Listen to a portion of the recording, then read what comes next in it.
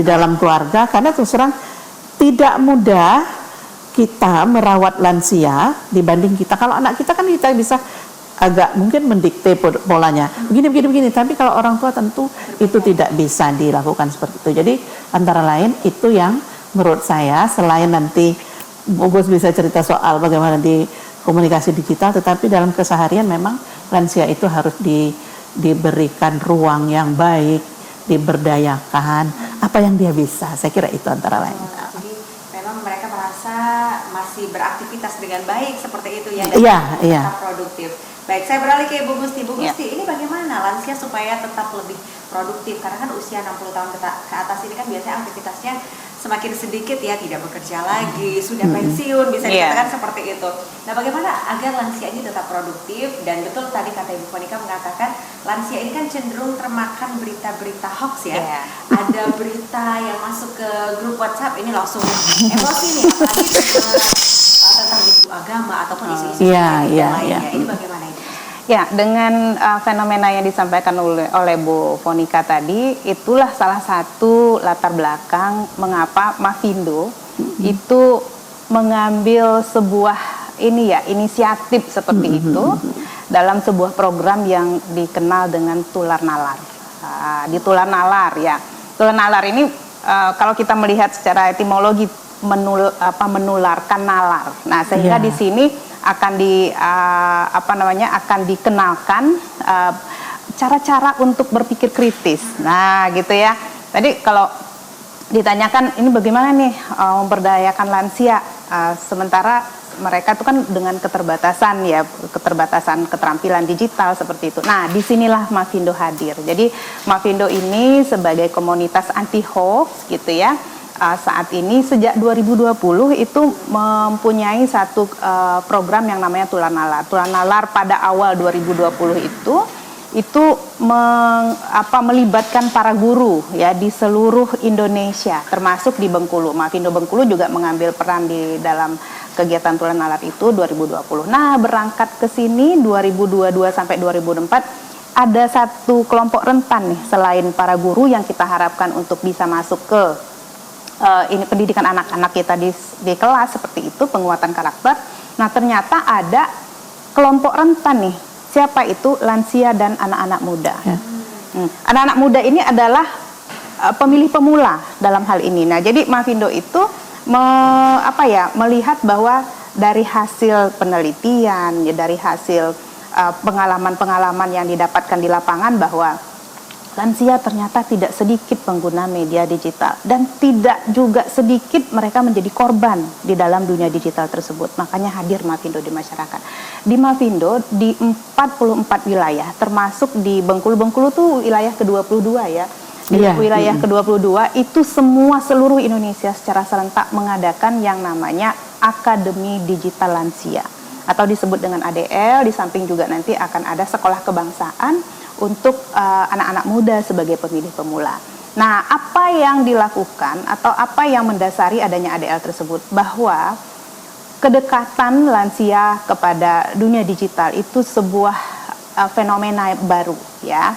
Artinya ketika tidak produktif lagi di rumah ya, tidak ada kegiatan sehari-hari di kantor ataupun bekerja di luar rumah, maka ada teknologi nih yang bisa menghubungkan lansia-lansia itu dengan apa saja kejadian di dunia luar. Nah, salah satunya itu adalah dengan gadget. Jadi gadget itu tidak harus kemana-mana gitu ya, tapi bisa di tempat saja, kemudian bisa melihat atau masuk ke mana-mana gitu. Karena sifatnya itu adalah borderless. Jadi tidak ada sekat-sekat geografis. Jadi seseorang tuh bisa, kita lah ya, bisa mengakses apapun itu hanya dengan cara duduk saja gitu ya. Nah, ini juga dilakukan oleh lansia. Tetapi ya, tingginya akses mereka ke media digital tersebut ini ternyata itu tidak berbanding lurus dengan apa yang didapatkan mereka. Maksudnya adalah ternyata kelompok-kelompok rentan yang disebut kelompok rentan ini juga banyak mengalami hal-hal yang mungkin di luar dugaan, mungkin juga tidak diharapkan. Misal terlalu sering mereka mengakses informasi yang mereka sendiri tidak tahu apakah ini informasi yang benar atau tidak. Jadi mereka menganggap bahwa apa yang didapatkan di media digital itu adalah sesuatu yang sudah pasti benar, ternyata kan tidak, ya. Menganggap bahwa apapun yang di teknologi itu, yang dipegang di gadget itu, baik video, baik foto maupun teks, itu adalah sesuatu yang benar. Karena apa? Bagi mereka ini sesuatu yang baru gitu, yang dulu tidak pernah mereka kenal, ya. Sehingga dengan tidak adanya batasan, kemudian tidak adanya pendampingan dari mungkin anggota keluarga, ini menyasar kepada orang-orang ataupun para lansia ini yang menganggap bahwa wah, saya harus memberi informasi nih ke teman-teman saya atau keluarga saya. Karena lansia ini adalah, walaupun usianya memang di atas 60, mereka adalah panutan, benar gak sih? Iya. Benar gak? Nenek kita, ibu kita, itu kan panutan. Kalau dalam keluarga kita, misalnya nenek kita memberikan nasihat, lah kita harus ini ya, maksudnya patuh gitu, atau tidak memahami apa sih yang dimaksud, atau apa yang menjadi pesannya gitu. Tapi ketika misalnya seorang lansia mengakses informasi, lalu informasi itu salah, kemudian di-share di grup keluarga, lah apa kita juga harus mematuhi itu sebagai sebuah nasihat, sementara mungkin saja informasi itu adalah informasi yang salah gitu. Nah, sehingga Mavindo itu hadir untuk memberikan ruang kepada para lansia-lansia hebat, ya, kami menyebutnya lansia-lansia hebat karena tidak banyak lansia yang mau belajar tentang kecakapan digital, ya, tidak banyak, dan mungkin mereka merasa sesuatu hal yang tidak mungkin dipelajari oleh mereka lagi gitu. Tapi kami Mavindo membawa ini di dalam Akademi Digital Lansia dengan cara yang fun, menyenangkan. Jadi tidak misalnya kita ceramah gitu, oh itu tidak. Karena Mavindo itu sudah mendalami bagaimana psikis dari sasaran-sasaran kita gitu ya. Tidak bisa kita memberikan penyuluhan dalam jumlah yang besar. Karena dalam waktu dekat ini tanggal 20 Juli ya, Mavindo akan melakukan Akademi Digital Lansia di Bengkulu. Salah satunya mitranya, bukan salah satu ya, kita punya 2 mitra, itu PKK dan Aisyah Provinsi Bengkulu. Wah, luar biasa. Ada 100 lansia yang sudah mendaftar, luar biasa, yang akan belajar bersama bagaimana cakap di dunia digital, dan itu akan memberikan kebugaran. Nah, kalau kita udah tahu semua hal tentang apa yang harus kita lakukan di dalam dunia digital tersebut, maka kita akan happy kan ya. Artinya ketika psikis kita itu bahagia, fisik juga ikut bugar, benar nggak sih? Sehat juga, ya kan?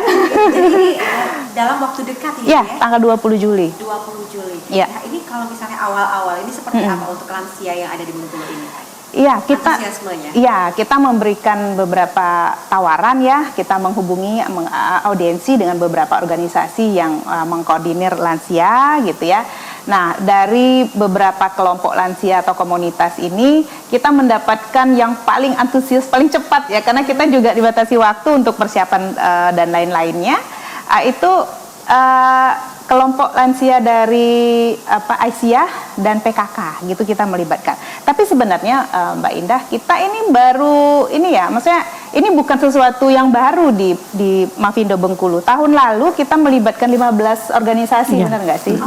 Untuk digital Akademi Digital Lansia juga. Jadi ini adalah pelatihan yang mungkin kedua ya di Bengkulu untuk lansia, khusus untuk lansia. Ketiga untuk lansia. Jadi bergantian gitu. Kalau dulu ada 15 organisasi, sekarang ada 2 organisasi. Kemudian ke depan nanti mungkin lebih banyak lagi, seperti itu. Lebih banyak lagi. Iya, masanya lebih banyak lagi. Bukan hanya ibu-ibu saja, tapi bapak-bapak juga. Jadi sebelumnya kebanyakan ibu-ibu ya? Kebanyakan ibu-ibu, iya. Dan next selanjutnya bapak-bapak pun juga. Tapi memang pengguna media digital tuh banyaknya ibu-ibu loh. Iya. Dan banyak juga nih ibu-ibu yang menjadi konten kreator. Oh betul. Di media sosial, TikTok, Instagram, ini lebih semangat sepertinya. Daripada anak muda. Iya. Anak muda banyak magernya gitu. Iya. Oke, baik. Ibu Monica, ini gimana Bu menyikapi bisa dikatakan sebenarnya untuk usia lansia ini kan lebih banyak menghabiskan waktu di media sosial ya. Kalau sudah paham media sosial, sepertinya lebih banyak di depan handphone karena aktivitas seperti bekerja ini sudah berkurang dan mungkin kalau di rumah itu kesepian ataupun anak-anak pada sekolah ataupun bekerja dan lain sebagainya. Bagaimana menyikapi ini? Apalagi sebentar lagi kita kan akan menyambut pilkada. Biasanya kan banyak sekali informasi-informasi hoax gitu ya yang bermunculan terkait mengenai pilkada ini. Bagaimana cara menyikapi? Ya, saya kira kan salah satu memang yang dilakukan oleh Mafindo melakukan literasi ya, literasi digital, artinya ini kan meningkatkan kecakapan digital para lansia gitu ya. Iya. Pengalaman misalnya karena saya juga terlibat bersama-sama di Mafindo, di 2 kali yang sudah kita lakukan, yang 1 kali dengan 100 lansia, itu kan karena kita nanti itu selain setelah literasinya sendiri, kemudian ada pendampingan ya. Nah, ya. kalau kemarin misalnya sebelum pemilu presiden dan pileg itu luar biasa. Jadi artinya bagaimana kemudian semangat para lansia ini menyikapi beberapa informasi yang ada tentang pemilihan legislatif dan pemilu presiden misalnya. Tapi yang lebih ramai memang soal pemilu presiden karena dianggap itu bagian dari yang harus kita bincangkan lebih serius. Nah, tidak sedikit memang kemudian informasi-informasi hoax yang mereka terima itu kemudian menjadi perbincangan hangat yang kadang-kala menjadi membulat ya. Jadi artinya karena tidak ada kemudian yang menengahi bahwa oh ini ternyata setelah dicek ini adalah tidak benar. Baik itu dari sisi agama, misalnya dari sisi suku, bagaimana misalnya persoalan ijazah calon presiden gitu-gitu ya, juga menjadi bagian dari pembicaraan para lansia.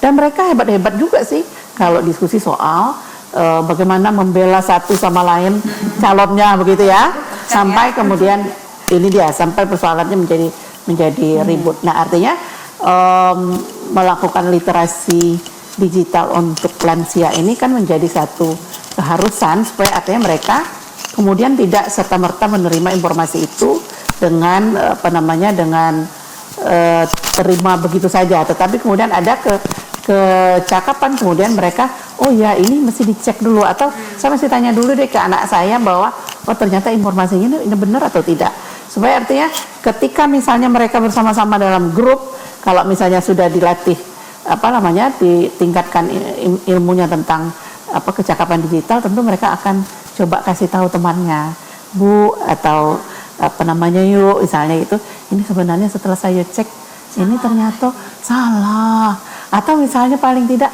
oh ternyata ini kejadiannya 3 tahun yang lalu loh misalnya kan gitu kan. Itu masih loh, apalagi misalnya pengalaman kita kembali misalnya 2018 sebelum COVID, masih baru-baru soal grup lagi mulai marah-marah itu soal COVID misalnya, bagaimana kemudian ini bisa sehat tentang isu kesehatan luar biasa, dan itu kadang-kadang membawa emosi para lansia juga.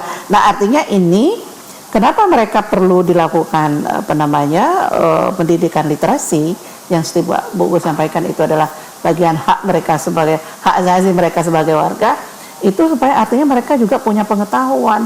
Oh iya memang ternyata informasi di media sosial, apalagi TikTok kayaknya sekarang orang sembarang-sembarang aja kan post, terus dia tonton berkali-kali dan belum ada upaya untuk misalnya mencari apakah ini benar atau tidak. Nah keterampilan ini yang akan dilakukan oleh Mafindo mengajak beberapa organisasi agar artinya para lansia ini sesungguhnya sangat perlu dibekali.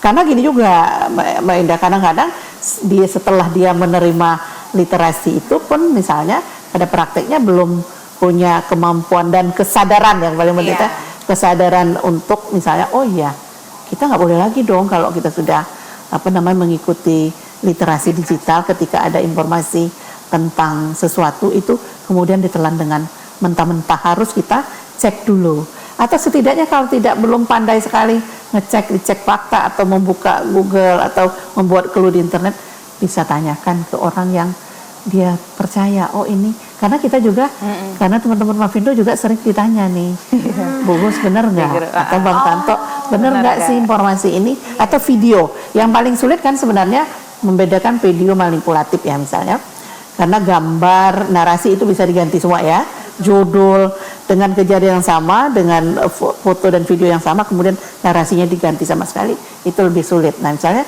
muncul juga video-video yang mereka juga ingin tanyakan, ini benar nggak sih kejadiannya. Nah sampai soal video itu memang lebih rumit ya, tapi setidaknya kesadaran mereka untuk ketika dia mendapatkan informasi yang pertama dia lihat kok agak meragukan, kemudian dia ingin tahu, ingin cari informasi, itu paling penting, paling mendasar setidaknya itu. Kalau kan kita merasa nih, kok kayaknya tidak masuk akal ya.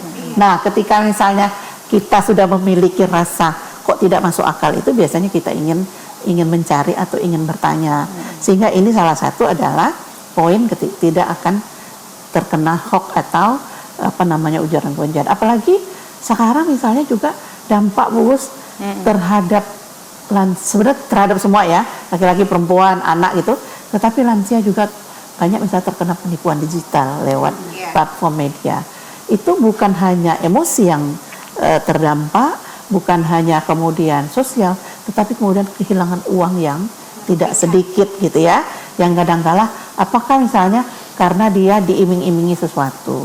Nah, logikanya kalau misalnya kita nggak ikut undian, kok tiba-tiba masuk pesan WhatsApp, tiba-tiba menang, terus kita ikuti. Nah, ini dilalah, kemudian celakanya kemudian ada banyak korban kemudian mengikuti apa yang dimaui oleh pelaku penipuan digital, dan itu ada banyak yang sudah merugikan dirinya dalam bentuk uang yang tidak sedikit, yang juga kita ketahui dan ada kadang-kadang di sekitar kita. Nah, ini artinya sekali lagi kejadian-kejadian ini menurut kami, baik dari JPBB misalnya sebagai salah satu temannya Mavindo misalnya, itu sangat penting melakukan literasi digital ini kepada semua lini yang sekarang konsentrasi Mavindo misalnya ke lansia dan anak muda gitu.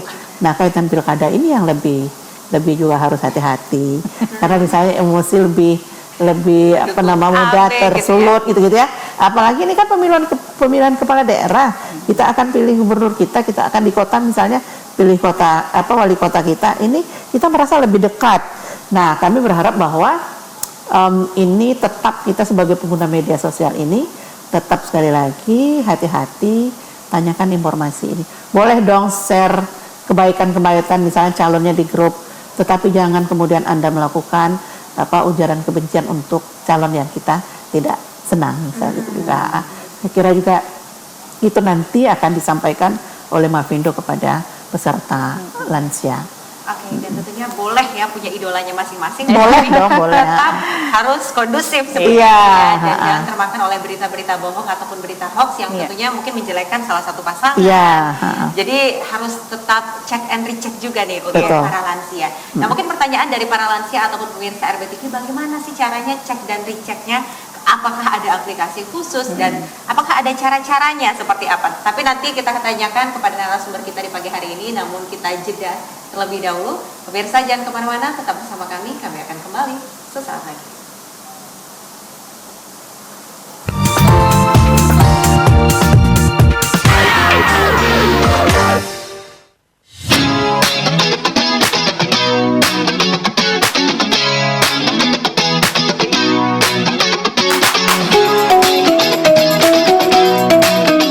Selamat datang di Stikes Trimandiri Sakti Bengkulu. Assalamualaikum warahmatullahi wabarakatuh. Saya Dr. Andes Haji S.Effendi MS, Ketua Sekolah Tinggi Ilmu Kesehatan Stikes Trimandiri Sakti Bengkulu. Stikes Trimandiri Sakti Bengkulu merupakan perguruan tinggi yang pertama yang menyelenggarakan pendidikan strata S1 dan profesi, baik keperawatan, kebidanan, maupun kesehatan masyarakat.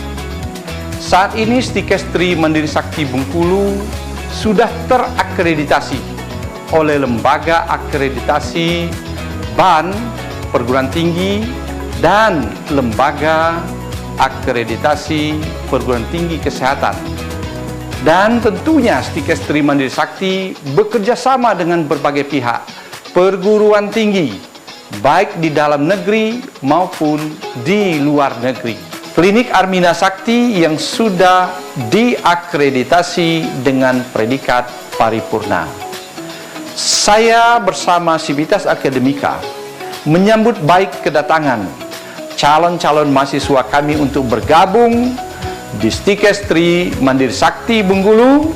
Insya Allah Anda akan maju dalam pendidikan. Wassalamualaikum warahmatullahi wabarakatuh. Stikers Trimandiri Sakti Bengkulu memiliki program studi S1 Ilmu Keperawatan, S1 Ilmu Kesehatan Masyarakat, program Sarjana Kebidanan, pendidikan profesi bidan, pendidikan profesi nurse, kelas khusus karyawan, D3 Keperawatan, S1 Keperawatan, D3 Kesehatan, S1 Kesmas, D3 Kebidanan, program Sarjana Kebidanan, S1 Kebidanan, pendidikan profesi bidan, S1 Keperawatan, nurse. Syarat pendaftaran fotokopi ijazah atau keterangan lulus. Mengisi formulir pendaftaran. Pas foto 3x4 sebanyak 4 lembar. Bagi lulusan SMU, SMK, MAN peringkat 1 hingga 10 di sekolah atau memiliki prestasi akademik dan non-akademik, diterima tanpa tes serta bebas biaya pendaftaran dan langsung mendapatkan beasiswa dari Yayasan Stikers Trimandiri Sakti Bengkulu. Untuk informasi lebih lanjut,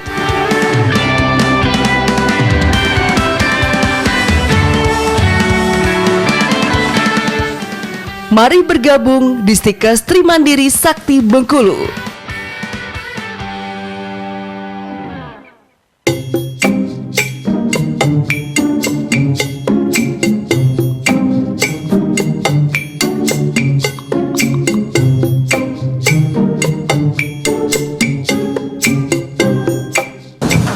Gorengan tadi nih mau Yunda.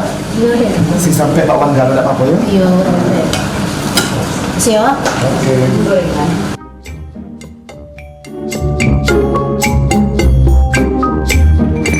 Rai, kita dulu Rai. Oi Bu. Ya, Alhamdulillah. Bu gaji. Endah, Ko Roy, Suruh. gaji bulan ini Ko. Alhamdulillah.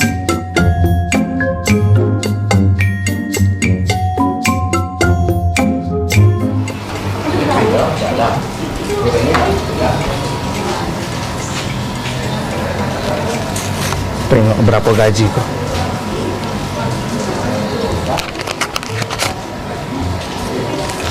Ayolah Tuhan alang kedikit Bu. Cak kerja kayak Belanda aku cek kau sumpah lah. Kerja full 36 jam. Mak aku jadi owner cek itu. Aku buka juga rumah makan.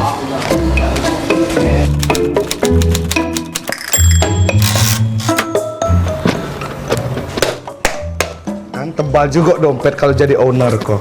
Tidak perlu jadi karyawan gaji kecil pengeluaran banyak. Halo guys, kantin Mak Dang Suri sudah buka. Pokoknya mampir ke sini kan ada ayam goreng, nasi goreng, semuanya ada, kopi, teh, susu. Yang mau sarapan, makan siang semuanya ada guys. Tuh, gorengan masih panas, ada cabai rawitnya, laris manis Tanjung Kimpul. Nah, apa maksudnya Roy Ko? Buka rumah makan sama dengan rumah makan Ambo.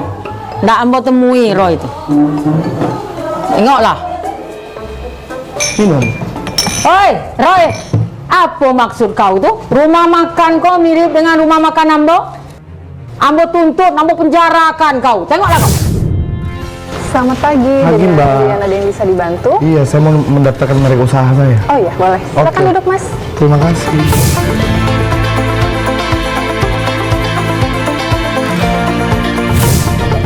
Saya terima berkasnya, saya cek sebentar ya, Mas ya. Oh Ibu, tidak pacak Ibu nak nuntut aku.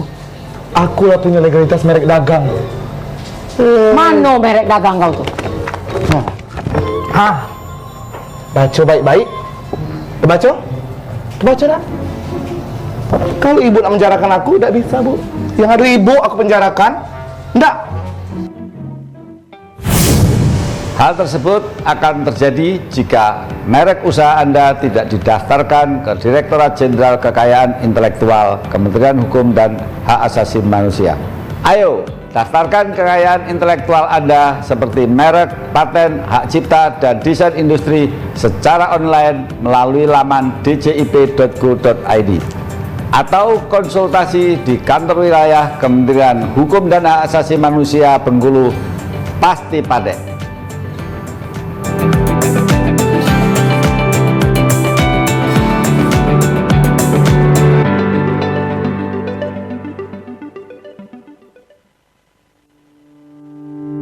Untuk meraih kembali penghargaan Innovation Government Award atau IGA Kemendagri tahun 2024, pemerintah Kota Bengkulu saat ini sedang melakukan proses lomba inovasi tingkat Kota Bengkulu dengan peserta dari OPD, kecamatan, kelurahan, puskesmas, SD, dan SMP sekota Bengkulu. Tahapan lomba dimulai dengan arahan yang sudah disampaikan PJ Wali Kota Arief Gunadi pada bulan Februari lalu, yang meminta agar setiap perangkat daerah mengirimkan inovasinya untuk dilombakan pada tingkat Kota Bengkulu sebelum dikirim ke IGA Kemendagri. Perangkat daerah didampingi tim Bapeda diketuai oleh asisten 2 dan koordinator OPD, yakni seluruh staf ahli wali kota. Untuk pelaksanaannya, tim Bapeda melakukan pendampingan melalui klinik berkas bersama Kita Laksanakan dan Selesaikan yang dikomandoi Kepala Bapeda Kota Bengkulu, Medi Febriansyah. Saat ini pelaksanaan lomba sudah memasuki tahapan penilaian dan akan diumumkan pada 17 Agustus 2024 mendatang. Assalamualaikum warahmatullahi wabarakatuh. Bapak, Ibu, adik sanak seluruh warga Kota Bengkulu, di tahun 2024 ini pemerintah Kota Bengkulu kembali menyelenggarakan penghargaan inovasi daerah tingkat Kota Bengkulu. Lomba inovasi daerah tingkat Kota Bengkulu ini adalah trigger untuk seluruh unit kerja memberikan layanan yang terbaik bagi warga Kota Bengkulu. Semoga lomba inovasi daerah tingkat Kota Bengkulu ini memberikan dampak yang signifikan dan dapat dirasakan oleh seluruh warga Kota Bengkulu. Dan kita dapat mempertahankan predikat Kota Bengkulu sebagai salah satu kota terinovatif di Indonesia. Di tahun 2023 kita masuk 10 kota terinovatif di Indonesia. Semoga ini bisa kita pertahankan dan kita tingkatkan menjadi 3 besar di tahun ini. Terima kasih. Mari kita sukseskan Lomba Inovasi Daerah tingkat Kota Bengkulu tahun 2024 ini dan semoga bermanfaat bagi seluruh warga Kota Bengkulu. Assalamualaikum warahmatullahi wabarakatuh. Assalamualaikum warahmatullahi wabarakatuh. Mari kita sukseskan Lomba Inovasi Kota Bengkulu tahun 2024 menuju Lomba IGA Kementerian Dalam Negeri tahun 2024. Kota Bengkulu, Kota Inovatif.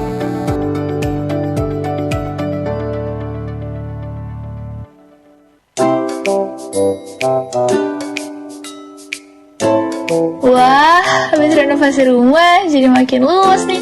Kayaknya butuh tambah daya listrik deh. Mau tambah daya listrik? Tambah daya aja di PLN Mobile. Buka aplikasi PLN Mobile, pilih ubah daya dan migrasi. Pilih mulai, lalu pilih ID pelanggan atau masukkan ID pelanggan di kolom cari ID. Pilih lanjutkan, lalu tentukan lokasi Anda dengan tepat, pilih konfirmasi, dan pilih ya. Isi detail lokasi dan pilih lanjutkan, lalu pilih daya yang dibutuhkan, pilih satu jenis produk, dan pilih koneksi untuk, lalu pilih lanjutkan. Ikuti langkah tertentu untuk prabayar atau pasca bayar, lalu pilih lanjutkan. Lengkapi data pelanggan, centang kolom persetujuan, lalu lanjutkan. Ajukan permohonan dan lakukan pembayaran, lalu selesai. PLN Mobile, semua makin mudah. Itu siapa ya?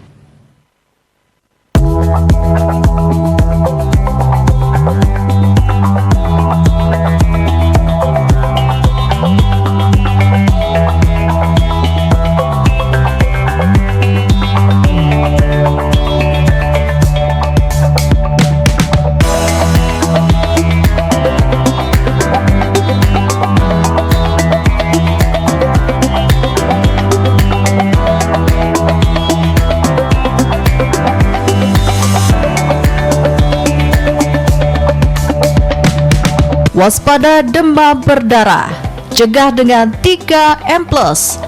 menguras tempat-tempat penampungan air, menutup rapat semua tempat penampungan air, memanfaatkan mendaur ulang barang bekas. Plus jangan lupa melakukan pemberantasan sarang nyamuk atau PSN dan jentik setiap minggu.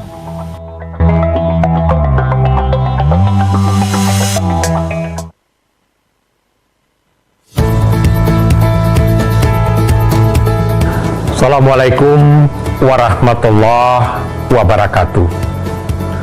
Program pemutihan pajak kendaraan bermotor kembali digelar. Melalui program ini, masyarakat tidak lagi terbebani denda serta pokok pajak kendaraan bermotor Bapak Ibu sekalian. Program ini juga akan menggratiskan balik nama kendaraan bermotor. Maka dari itu, saya Rohidin Mersyah, Gubernur Bengkulu, mengajak kita semua untuk membayar pajak kendaraan bermotor kita secara tepat waktu, serta memanfaatkan program pemutihan pajak kendaraan bermotor di seluruh samsat seluruh wilayah Provinsi Bengkulu, yang akan berakhir program ini pada tanggal 30 November 2024 yang akan datang. Kami sangat mengapresiasi dan berterima kasih bagi masyarakat yang taat membayar pajak, karena pajak yang Bapak Ibu sekalian bayarkan tentu kita gunakan untuk membangun bumi Rafflesia yang kita cintai. Assalamualaikum warahmatullahi wabarakatuh.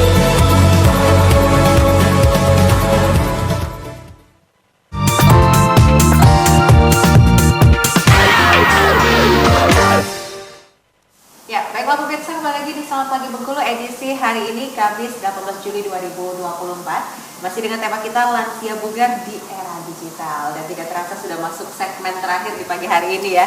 Tentu untuk para lansia dan para pemirsa RBTV juga ingin bertanya-tanya nih, seperti apa cek dan recheck berita yang baik itu, bagaimana caranya, apakah ada aplikasi khususnya, atau apa nih langkah-langkah yang harus dilakukan ketika cek dan recheck suatu informasi. Mungkin ke Ibu Gusti terlebih dahulu.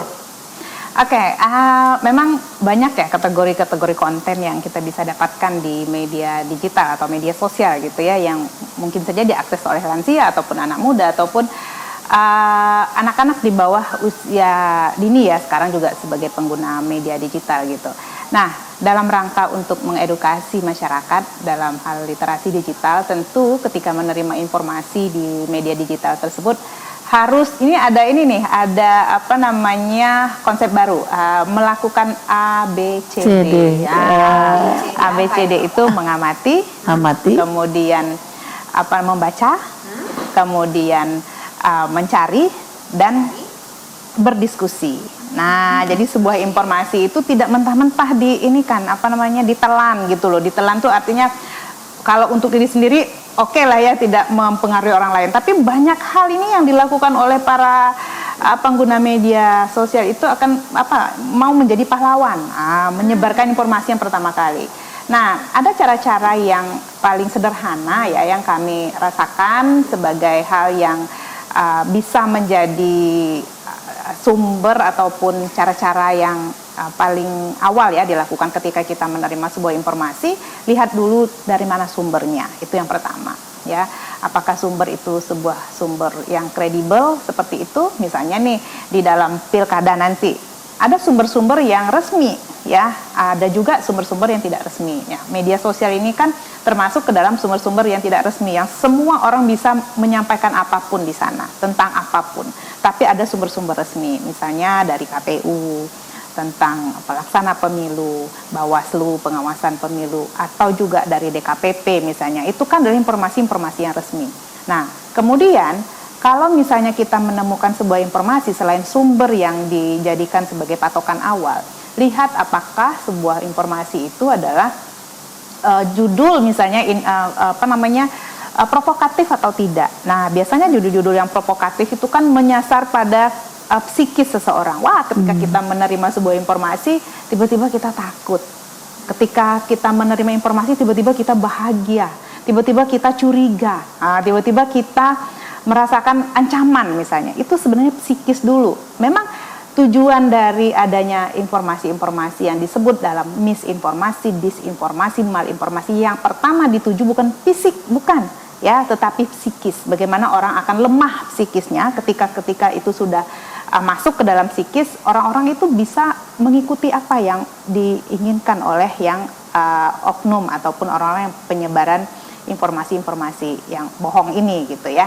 Kemudian ada cara-cara lain yang mungkin saja ini adalah merupakan salah satu kegiatan Akademi Digital Lansia, berkumpul dengan orang-orang yang memang sama minatnya, ya, tujuannya gitu loh. Jadi itu bisa menjadi sebuah ajang edukasi gitu. Misalnya kalau di Akademi Digital Lansia, kita melatih lansia nih untuk bisa paham tentang informasi yang benar tuh seperti apa, ciri-cirinya. Kita akan memberikan toolsnya atau aplikasi-aplikasi yang bisa digunakan secara sederhana oleh lansia. Lalu setelah itu kita tidak hanya sampai di sana, kita akan lakukan pendampingan untuk mereka. Selama 3 minggu, ya, sampai 4 minggu, kita fasilitator yang sudah disiapkan oleh Mafindo akan melakukan pendampingan dengan konsep mikro group gitu ya. Maksudnya kalau di dalam pelatihannya ada micro teaching, lansia itu akan nanti dibagi dalam 10 orang, masing-masing 10 orang itu akan didampingi oleh satu fasilitator, maka di grup pun akan seperti itu. Jadi tidak terlalu banyak, kalau 100 orang dibagi 3 kelompok paling sekitar 30 sampai 35 orang. Nah, itu adalah cara-cara yang dilakukan oleh Mafindo supaya lansia ini tidak hanya diberikan teori, tetapi mereka juga akan mempraktekkan gitu. Nah, tadi saya menyebutkan apa sih kanal-kanal ataupun hal yang bisa dilakukan dimiliki atau diketahui oleh para lansia ataupun masyarakat umum tentang pengecekan fakta yang sangat sederhana. Karena Mafindo itu sangat banyak punya aplikasi-aplikasi, tapi kami menyadari bahwa penggunaan WhatsApp di Indonesia itu kan adalah pengguna tertinggi nomor 1 di Indonesia. Instant Messenger itu adalah WhatsApp. Aplikasi percakapan itu hampir semua dimiliki oleh masyarakat Indonesia. Itu kan hasil dari survei Hotsuite ya, Uya Sosial gitu, karena WhatsApp itu luar biasa. Nah, Mafindo melihat peluang ini bahwa sebenarnya WhatsApp itu juga bisa digunakan untuk cek fakta. Jadi Mafindo memiliki satu aplikasi WhatsApp chatbot ya, yang dikenal dengan namanya Kalimasada. Nah, Kalimasada ini adalah chatbot Mafindo dalam bentuk WhatsApp yang akan melayani gitu ya pengguna-penggunanya hanya dengan memasukkan kata kunci saja. Jadi ketika memasukkan kata kunci, Mafindo akan mesinnya akan memberikan informasi, wah ini benar, ini salah, bukan benar, ini salah, ini masuk dalam kategori manipulasi, ini sumbernya begini, harusnya begini, faktanya begini, akan disampaikan secara lengkap di dalam chatbot Kalimasada. Jadi bagi masyarakat yang ingin menggunakan chatbot Kalimasada Mafindo bisa save ya, nomornya di 0859 21 600 500. Nah, itu adalah yang paling bisa menolong dalam waktu singkat gitu loh. Jadi nggak ribet. Jadi kita kayak main WhatsApp aja, bertanya di grup enggak WhatsApp. Jadi kita simpan nomor tadi, lalu kita mau menanyakan apapun silakan di situ, asal kata kuncinya jelas ya, misalnya tidak ada kesalahan ketik. Misalnya mau nanya apa, bawang putih misalnya, nah apa saja tuh bawang putih, isu-isu hoax tentang bawang putih tuh diadakan semua. Karena Mafindo itu punya 2 kategori besar kegiatannya, adalah pre-banking dan debunking. Kalau pre-banking itu adalah bagaimana kita pencegahan terhadap hoax, membuat imun seseorang itu ketika menerima informasi yang salah itu harus ngapain gitu ya, preventif. Nah, itu pre-banking namanya. Kemudian debunking, Mafindo itu punya para fact checker gitu loh. Fact checker ini yang bekerja untuk mencari fakta informasi yang viral ini, informasi ini apakah memang seperti itu kenyataannya atau memang ini adalah manipulasi, atau konten-konten yang sifatnya adalah deepfake misalnya ya. Sekarang ini tidak hanya teks yang dimanipulasi tapi video gitu ya, foto seperti itu. Ada para fact checker di Mafindo itu yang sangat ahli di bidangnya. Inilah yang akan memberikan fakta yang semua sistem di Mafindo itu terintegrasi. Misalnya saya sebut terintegrasi. di chatbot Kalimasada itu juga bisa kita temui di turnbackhawk.id namanya. Jadi ada website resmi yang official yang dimiliki oleh Mavindo. Di sana kumpulan dari semua informasi apapun yang dimasukkan dalam kategori informasi-informasi yang menyesatkan, yang salah misalnya, itu konfirmasinya di dalam chatbot, apa namanya, official dari turnbackhawk.id. Kalau chatbot tadi Kalimasada. Kalimasada itu kan sambil tiduran aja kita bisa nanya apapun. Nah, chatting tuh dengan robot. Untuk Jadi nomornya boleh disebutin lagi, Bu? 0859 21 600 500. Nah, kan mudah ngingetnya ya. 0859 21 600 500. Dia akan menyampaikan apa? Dia akan menjawab. Dia tidak pernah tidur ya. Mau jam berapapun. Ya. Iya. Jadi kalau kesepian boleh juga ya, Bu? Boleh. Sama nanti ada ininya kok, petunjuknya. Misalnya mau mengetahui tentang Mavindo, ada kode-kodenya 1 2 3 4 gitu-gitu. Cek fakta nomor berapa. Masuk kata kunci, masuk semua kata kunci, semua keluar. Paling banyak itu 10 fakta yang akan diinikan. Betul, beserta sumber-sumber yang kredibel. Gitu. Jadi ini tidak diperuntukkan oleh para lansia saja, tetapi untuk masyarakat umum. Pemirsa RBTV, masyarakat Bengkulu pun boleh mencoba ya. Sangat bisa. Kita pun juga harus cek and recheck setiap informasi yang kita terima. Ya. Baik, Bu Fonika ini kan kalau kita lihat kan lansia ini lebih emosionalnya lebih tinggi juga ya, Bu ya. Dan banyak juga yang viral di media sosial, ada para lansia yang memberikan ujaran-ujaran kebencian yang mengandung unsur sara, bahkan bersifat hate speech lah seperti itu. Sebenarnya apa sih faktor yang mempengaruhi para lansia tersebut? Sebenarnya kan kita itu kadang-kala mengidolakan sesuatu itu kan kadang-kala tidak kritis ya. Artinya ketika misalnya udah memilih itu, kemudian kan kita kadang-kadang tidak dibarengin nih, memilih itu kan harusnya ada kriteria 1, 2, 3, 4. Tetapi kita ini kalau udah memilih sesuatu, kecenderungan, terutama pemilu ya, kecenderungannya itu meskipun sudah tahu kelemahannya, tapi masih tetap diakui sebuah kelebihan. Jadi artinya ketika itu yang terjadi, tentu ada upaya untuk mempertahankan idolanya.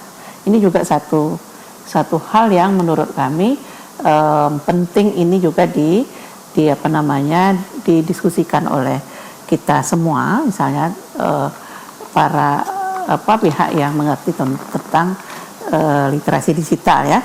Karena gini, kita misalnya soal pemilu lah, kita anggap misalnya mesti kita sampaikan bahwa pemilu itu adalah dalam proses memilih pemimpin. Pemimpin itu tentu ada kriteria yang kita inginkan. Apa sih misalnya memimpin harus menjawab persoalan masyarakat misalnya. Oh ternyata untuk bisa menjawab persoalan masyarakat itu harus mempunyai A, B, C, D. Ketika misalnya yang dia idolakan ini kan banyak latar belakang nih, apakah karena suku, kadang-kadang misalnya kesamaan agama misalnya, kemudian latar belakang primordial kita juga masih tinggi. Kadang-kadang kalau ada istilah misalnya, mohon maaf sekali lagi karena ini joke, saya kalau Bengkulu Selatan mau kayak beruk, yang penting orang Bengkulu Selatan. Nah ini kalau udah begini ini diskusinya itu udah mentok, artinya sudah nggak sehat. Nah artinya menurut saya sih kalau misalnya udah seperti ini, lebih baik teman di grup WhatsApp atau misalnya di tengah masyarakat itu lebih baik amit mundur saja. Nah siapa kira-kira yang bisa melakukan? Kita carilah orang yang misalnya didengar oleh dia. Siapa sih, mungkin apakah tokoh di setempat atau salah satu keluarga, bahkan mungkin kadang-kadang ada juga yang memang dengan anaknya. Cuma artinya yang begini ini memang lebih sulit karena memang banyak faktor lah ya, latar belakang dia, kemudian kesukuannya, lalu kemudian pengetahuannya juga kan. Ketika misalnya dia pengetahuan tentang sesuatu itu terbatas, biasanya juga agak ngotot juga. Nanya artinya ini yang membuat kadang-kala memang kemudian debat kusir yang tidak selesai. Nah kalau di Mavindo itu, Gus ya, itu lebih baik dihindari. Jadi kalau ada grup-grup yang kemudian nggak selesai-selesai, nanti kita boleh cari nanti siapa misalnya oknumnya siapa kita dekati aja satu-satu. Memang lebih rumit sih memang, cuma itu yang harus dilakukan. Kalau kemudian kita ikut berdebat juga di dalam satu grup atau satu forum, itu juga nggak akan menyelesaikan masalah. Nah, karena mereka itu, pengalaman kami itu misalnya juga kalau sudah mengidolakan itu memang lebih sulit, lebih rumit. Nah, nanti apa upayanya? Kita akan japri dia sendiri, kita sampaikan beberapa fakta-fakta yang ada, kita sampaikan juga, kita ingatkan untuk apa sih sebenarnya kita memilih, untuk apa proses pemilu. Nah, biasanya yang begini meskipun tidak seketika berubah, tapi setidaknya itu yang harus dilakukan. Karena ini kan kadang-kala emosional soal sesuatu yang dia anggap lebih benar punya dia, itu kan tidak hanya melanda orang-orang yang pengetahuan terbatas, pendidikannya tidak tinggi, tetapi juga berlaku pada semua lintas pendidikan, lintas ekonomi, lintas kelas. Jadi orang kemudian ini semua sebenarnya beralih kepada, misalnya tadi Bu Gusti sampaikan kenapa Mafindo kemudian memutuskan untuk salah satu komunitas yang harus diwarnai kecakapan literasi digitalnya adalah kelompok lansia. Jadi sekali lagi ini memang harus terus diwarnai ketika misalnya seseorang sudah mengatakan ini paling benar, ini ya memang harus banyak, harus mendengar juga, harus banyak. Kalau digital sekarang kan tidak hanya kemudian kita dapatkan informasi-informasi yang negatif, itu tidak kita harus telan mentah-mentah, tapi bisa kita cari sebenarnya informasi ini benar atau tidak, seperti itu. Kembali lagi cek dan dicek ya, iya. Informasinya seperti apa. Baik, pesan ataupun harapan yang ingin disampaikan terkait mengenai tema kita di pagi hari ini apa itu? Mungkin ke Ibu Monika dulu. Iya, saya kira judulnya ya sebenarnya bahasa Bengkulunya ada ya, lansia pade melah cek fakta dulu baru ngecek gitu ya. Lansia mugar gitu ya. Nah, saya sih harapannya sebagai sebuah organisasi yang memang secara konsen mendampingi kelompok perempuan, termasuk komunitas-komunitas orang tua, mengharapkan bahwa Mafindo ini mesti disupport, mesti mengembangkan sayapnya ke jangkauan yang lebih luas, itu satu. Yang kedua, saya kira pemerintah juga harapannya juga menangkap apa yang sudah dilakukan oleh Mafindo ini, supaya melakukan gerakan literasi digital dengan model apapun. Silakan mengaktifkan misalnya komunitas-komunitas di tingkat RT, tingkat RW, atau misalnya kemudian kegiatan-kegiatan yang secara rutin mereka lakukan. Kenapa? Karena memang ini supaya artinya menghindari mereka kemudian asal pilih informasi yang ternyata itu merugikan diri mereka sendiri. Ya. Pesan dan harapan terkait mengenai tema di pagi hari ini. Silakan Ibu Gusti, apa yang ingin disampaikan? Baik, sebelumnya saya atas nama Mafindo Wilayah Bengkulu mengucapkan terima kasih atas antusiasme dari lansia di Kota Bengkulu ya untuk menjadi peserta belajar bersama di Akademi Digital Lansia. Karena mengapa? Karena kami tahu bahwa hak pendidikan digital terhadap lansia itu adalah sebuah keharusan, keniscayaan. Tetapi kita juga harus tahu di dalam menjalankan hak itu tentu ada kewajiban ya. Kewajiban kita mengetahui bahwa di dalam interaksi kita di dunia digital itu tidak semua seperti yang kita harapkan. Bagaimana kita menjadi seorang pengguna media digital yang cakap, kemudian kita juga mengetahui bagaimana efek yang akan timbul ketika kita tidak cakap, dan disitulah nanti kita akan menemukan kebugaran. Kebugaran dalam hal ini adalah kebugaran secara psikis dan tentu akan berakibat kepada kebugaran secara fisik. Nah, memasuki usia lansia ataupun memang sekarang sudah lansia, itu kehadiran media digital bukanlah sebagai sebuah kemunduran, tetapi kita bisa menggunakan untuk hal-hal yang produktif tentu saja, termasuk dalam hal penggunaan media digital untuk kegiatan-kegiatan yang berbasis ekonomi seperti itu, bukan hanya hiburan saja. Itu yang bisa menjadi harapan kami, dan kerjasama dengan semua pihak ya tentu kami sangat nantikan, dan kami juga jemput bola ya, terutama untuk juga pemerintah daerah, karena Kami berharap juga kegiatan semacam ini tidak hanya dilakukan di kota saja, karena kita tahu sangat banyak lansia-lansia di penjuru Provinsi Bengkulu yang membutuhkan pelatihan serupa atau kegiatan serupa. Harapannya nanti kami juga akan bisa berkunjung ke sana, memiliki mitra-mitra di daerah, bukan hanya di kota saja. Mungkin. Itu harapannya, dan tentunya semoga berjalan dengan lancar untuk seluruh kegiatan-kegiatan dari Mafindo. Amin, insya Allah. Ya, baik. Terima kasih Ibu Gusti, terima kasih Ibu Monika telah berbincang bersama kami dan telah memberikan informasi yang luar biasa di pagi hari ini. Semoga sehat selalu dan sukses selalu pastinya. Ya, baiklah pemirsa, itu dia tadi perbincangan kami bersama dengan Korwil Mafindo Bengkulu dan Koordinator Jaringan Peduli Perempuan Bengkulu berkaitan mengenai tema kita, yaitu lansia bugar di era digital. Tentu kita sudah banyak mendapatkan informasi-informasi di pagi hari ini. Tentunya pesannya juga untuk seluruh masyarakat, khususnya lansia dan pemirsa RBTV, harus saring dulu sebelum sharing, dan tentunya melacak fakta dulu baru ngecek, gitu ya. Lansia pade. Lansia pade. Baiklah, akhir kata saya Indah Septirsani mohon pamit undur diri. Terima kasih. Wassalamualaikum warahmatullahi wabarakatuh. Sampai jumpa dan salam jumpa.